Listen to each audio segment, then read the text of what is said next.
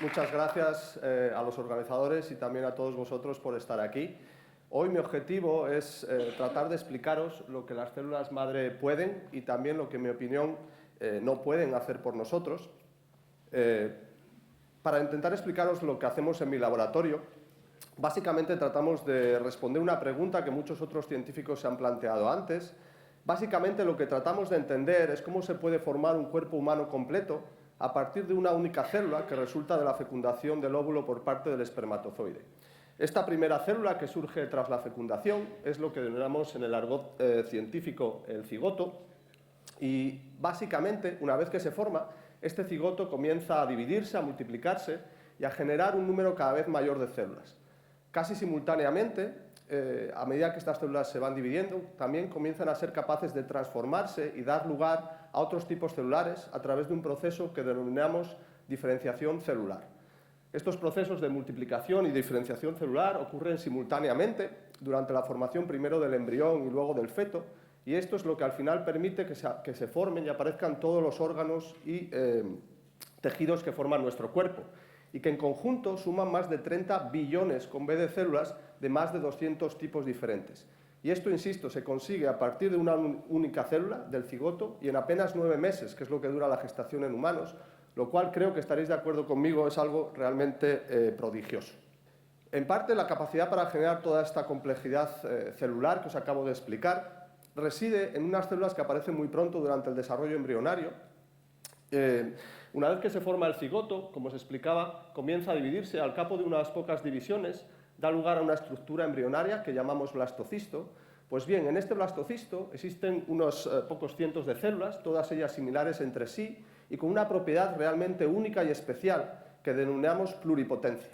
y que básicamente lo que hace es que permita a estas células transformarse y dar lugar a cualquiera de las células que existen en nuestro cuerpo. Por ejemplo, las neuronas de nuestro cerebro, las células de nuestros músculos, de nuestros huesos o las células que existen en la sangre. Debido a esta propiedad, a su pluripotencia, las células del blastocisto atrajeron la atención de los científicos, y hace ya varias décadas algunos científicos lo que consiguieron fue aislar las células del blastocisto de embriones humanos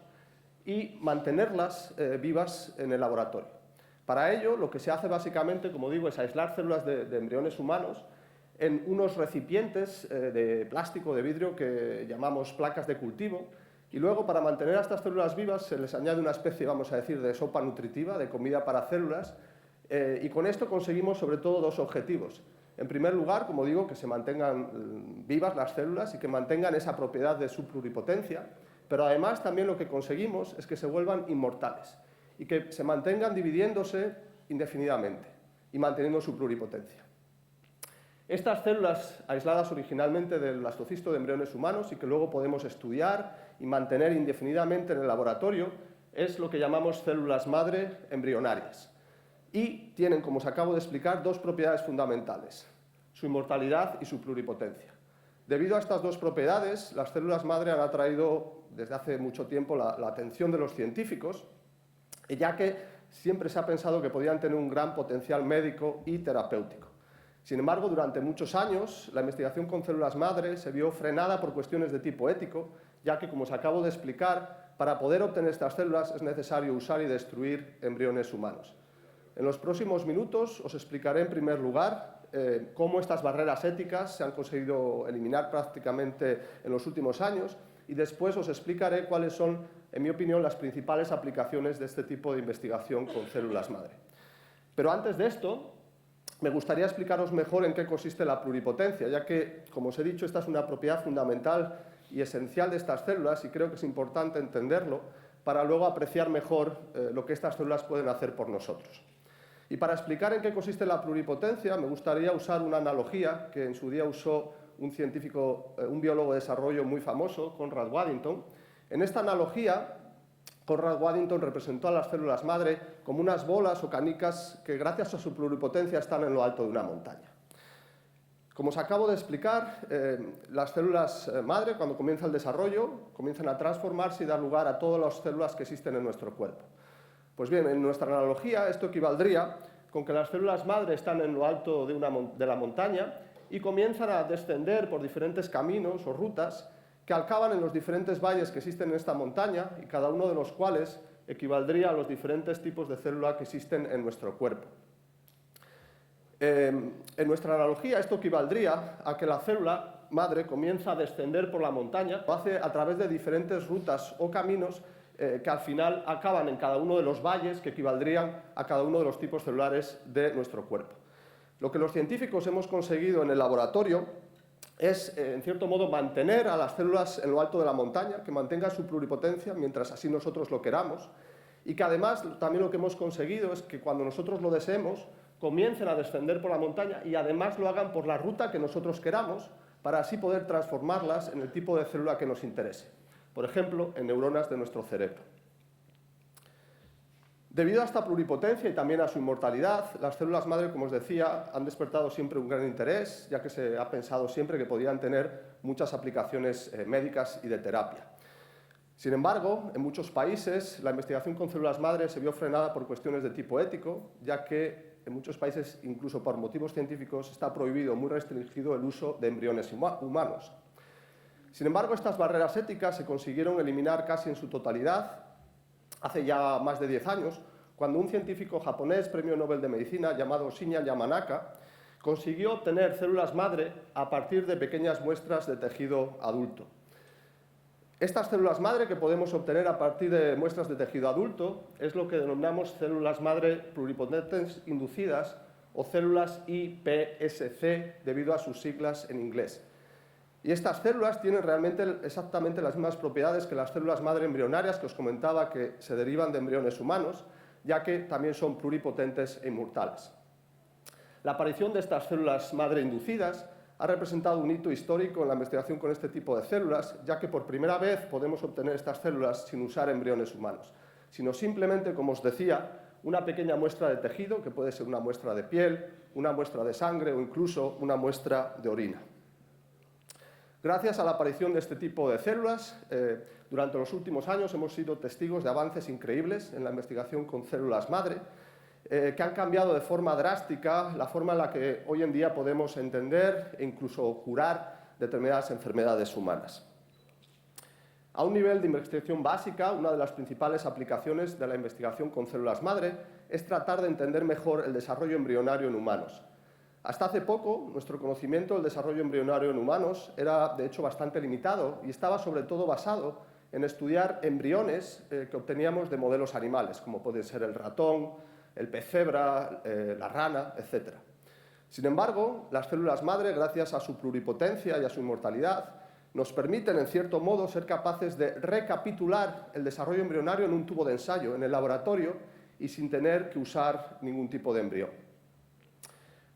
Si bien esto es así, también hay que reconocer que nuestra capacidad actual de generar los diferentes tipos de células y sobre todo los diferentes órganos que existen en un embrión real a partir de células madre es aún imperfecta e incompleta.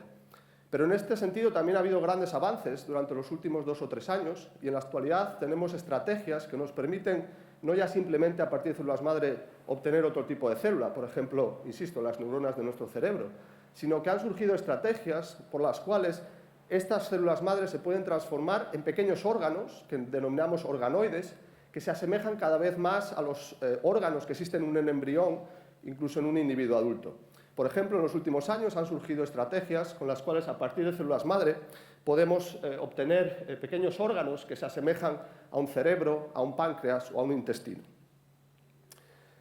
Estos avances en nuestra capacidad de transformar o de generar prácticamente lo que queramos a partir de las células madre, junto con la aparición de las células madre inducidas, han cambiado también de forma drástica la forma en la que podemos tratar de entender las enfermedades humanas, por ejemplo, los llamados defectos de nacimiento. Estos defectos de nacimiento, en muchos casos, vienen causados por fallos genéticos,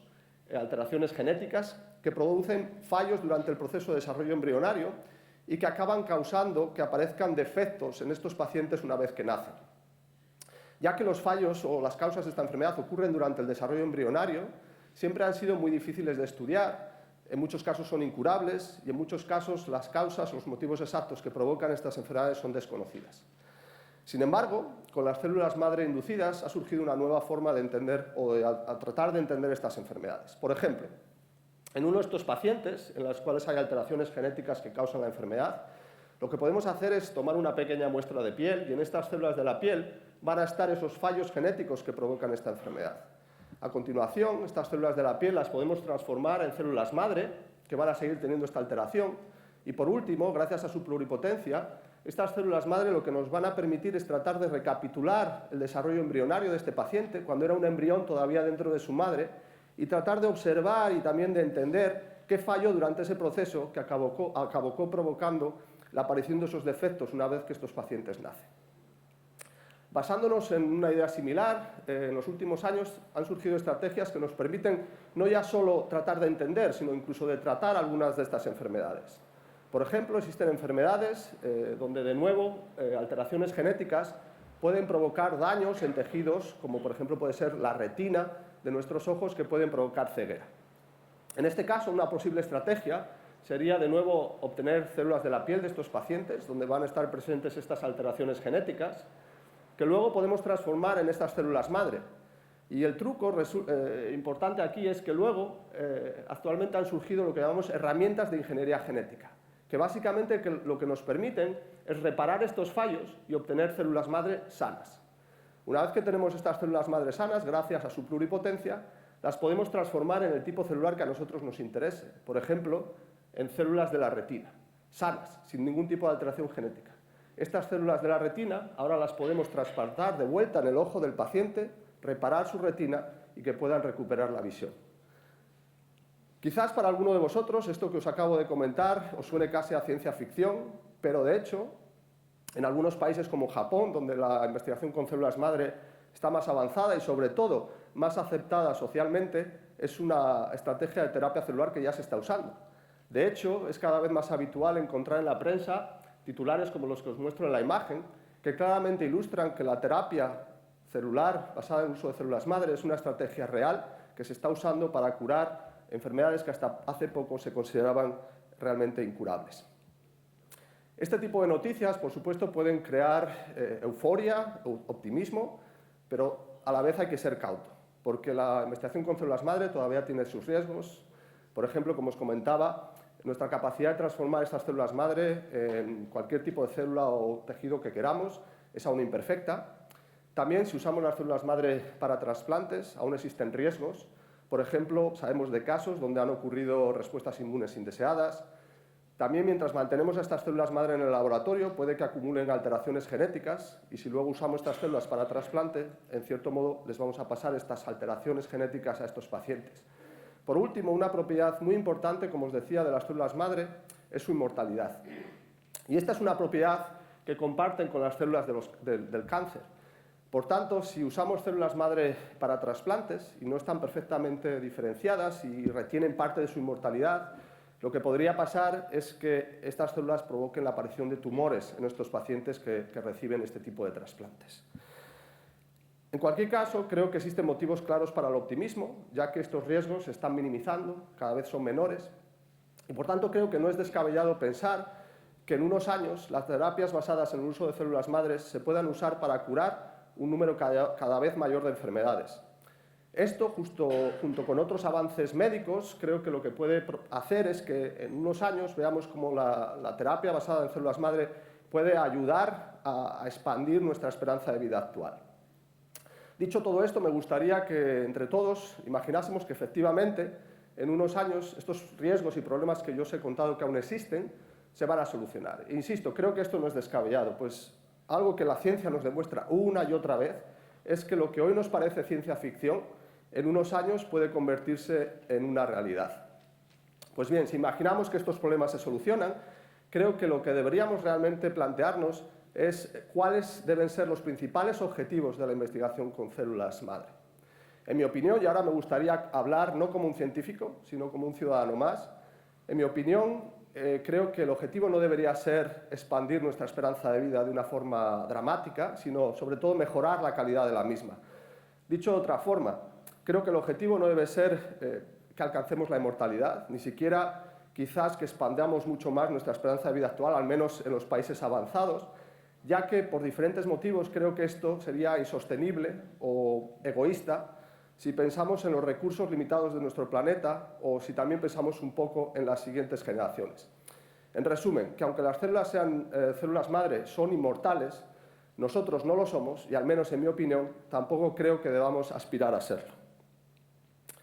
En cualquier caso, este tipo de cuestiones son problemáticas y bastante personales, y tampoco creo que las debamos dejar únicamente en manos de los científicos, pues a nosotros para lo que se nos ha entrenado es para intentar descifrar los secretos de la naturaleza, no para resolver cuestiones de tipo ético o moral. Por tanto, en mi opinión, el futuro de la investigación sobre células madre es un tema que debería involucrar a toda la sociedad en su conjunto, y quizás la labor de los científicos debería ser, sobre todo, tratar de explicar estos temas de una forma sencilla pero rigurosa para acercarlo lo más posible a toda la gente.